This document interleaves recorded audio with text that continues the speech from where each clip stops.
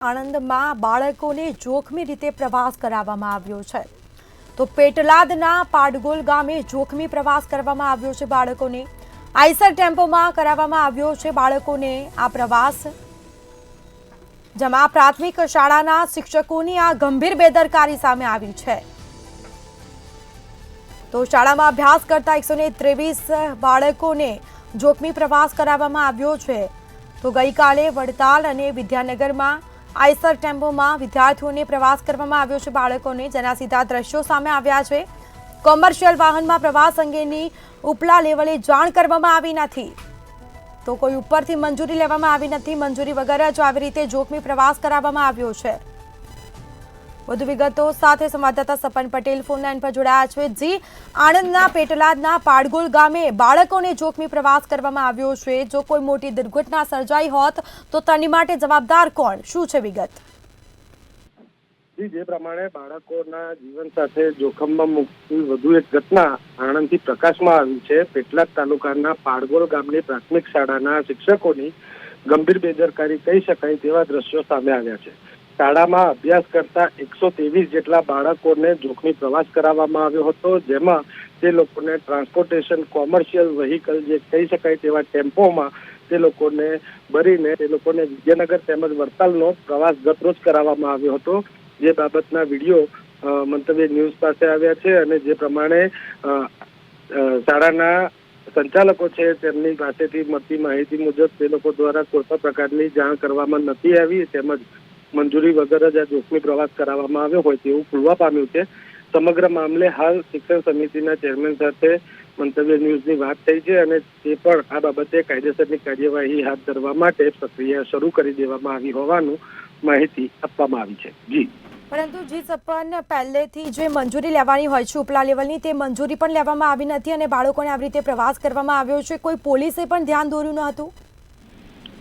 ચોક્કસથી આમાં ઘણા બધા વિભાગોની બેદરકારી ગણી શકાય કારણ કે જે પ્રમાણે ટેમ્પોની અંદર બાળકો જ્યારે આ પ્રકારે જોખમી પ્રવાસ કરતા નજરે પડતા હોય તો ક્યાંક ને ક્યાંક પોલીસે પણ આ ટેમ્પોને રોકવો જોઈતો હતો અને ક્યાંક ને ક્યાંક જે અધિકારીઓ છે તેમને બી આ વસ્તુની માહિતી હોવી ખૂબ જ જરૂરી હતી કે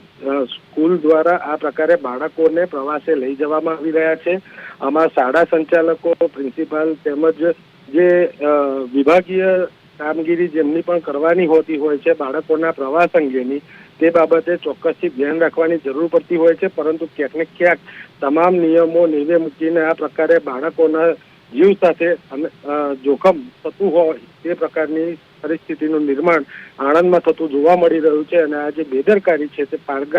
પાડગોલ ગામની પ્રાથમિક શાળાની હોવાની પણ સામે વિગત આવી રહી છે જી બિલકુલથી તમામ જાણકારી આપવા બદલ આપનો આભાર તો જેમાં ગઈકાલે વડતાલ અને વિદ્યાનગરમાં આઈસર ટેમ્પોમાં પ્રવાસ કરવામાં આવ્યો હતો તો આપણી સાથે એજ્યુકેશનના જે ચેરમેન છે સુનિલ સોલંકી તેઓ ફોન લાઈન પર જોડાયા છે જી મંતવ્ય ન્યૂઝમાં આપનું સ્વાગત છે આ બાળકોને આવી રીતે જોખમી રીતે આઈસરમાં પ્રવાસ કરાવવામાં આવી રહ્યો છે સ્કૂલ સંચાલક સામે કયા પ્રકારની કાર્યવાહી થશે હેલો જી આ જે બાળકોને જોખમી રીતે પ્રવાસ કરાવવામાં આવ્યો જો કોઈ મોટી દુર્ઘટના સર્જાશે તો જવાબદાર કોણ રહેશે આ કેટલા અંશે યોગ્ય નમસ્તે તમારા જેવા એક સંનિષ્ઠ પત્રકારોએ જ્યારે મને આ માહિતી મારા સુધી પહોંચાડી છે તો હું તમને પહેલા અભિનંદન આપું છું અને ઓફિસમાં તપાસની કામગીરી સોંપી દીધેલી છે તપાસમાં એ પણ જાણવા મળ્યું છે કે સરકારી ઓફિસમાં કોઈ પણ જાતની મંજૂરી લીધેલ નથી એટલે દિન 3માં એને સોકોસ નોટિસ આપવામાં આવશે અને આગળની જે પણ કાર્યવાહી કરવામાં આવશે તે આપને જાણ કરીશું પરંતુ જે સ્કૂલના સંચાલકો છે તે આવી રીતે બાળકોને પ્રવાસે લઈ ગયા હોય છે કોઈ મંજૂરી પણ લેવામાં આવી નથી ઉપરથી અને બાળકોને આવી રીતે આઈસરમાં પ્રવાસ કરાવ્યો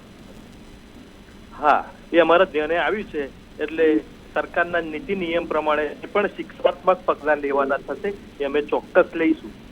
અને દાખલો બેસશે સમાજમાં તો આવું બીજું કોઈ પણ ના કરી શકે અને અમે